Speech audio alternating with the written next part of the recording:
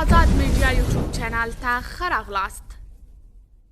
پر اوکراین د روسیې تر برید څو ساعته وروسته عمران خان د پوتین سره وکتل. د امریکا د بهرنیو چارو وزارت ویاند نیډ پرایس وویل چې واشنګټن روسیې ته د عمران خان د سفر په اړه خبر او پر اوکراین باندې د روسیې د برید په اړه یې خپل دریځ له هغه سره شریک کړی دی. هغوی ته مو د جګړې پر ځای د ډیپلوماسۍ د پرمخ بیولو لپاره د خپلو هڅو په اړه تشریحات ورکړل.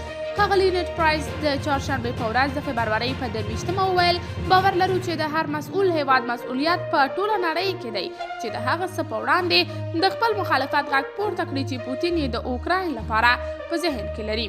ښاغلي پرایس وویل چې د دیموکراتیک او سوکاله پاکستان سره مشارکت اساسي دی او په وینا یې کله چې د ګډو ګټو بحث رامنځته کیږي د نړۍ هر هیواد باید د پر مصرفه جګړې نه کرکه د بې ثباته کوونکې جګړې نه کرکه په څرګنده او په پرته له ابهام ژبې د روسیې سره په خپلو تعاملاتو کې په ډاګه کړي. ویل کېږي چې د عمران خان او ولادیمیر پوتین د خبرو په اجنډا کې د افغانستان او په دې هیواد کې د طالبانو د واکمنۍ په اړه ګډې اندېښنې او همداشان د سیمه ییزې امنیتي همکارۍ بحث شامل دي.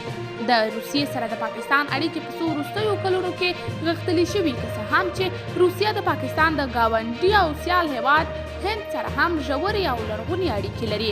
په څو وروستیو کلونو کې روسیه او پاکستاني پوځیانو څو ځلې ګډ پوځي تمرینونه کړي دي. قدرمنو لیدونکو، تاسې د دې موضوع په هکله څه نظر لرئ؟ نظریات مو راسره په کمنټ کې شریک، ویډیو لایک او چینل سبسکرایب کړئ.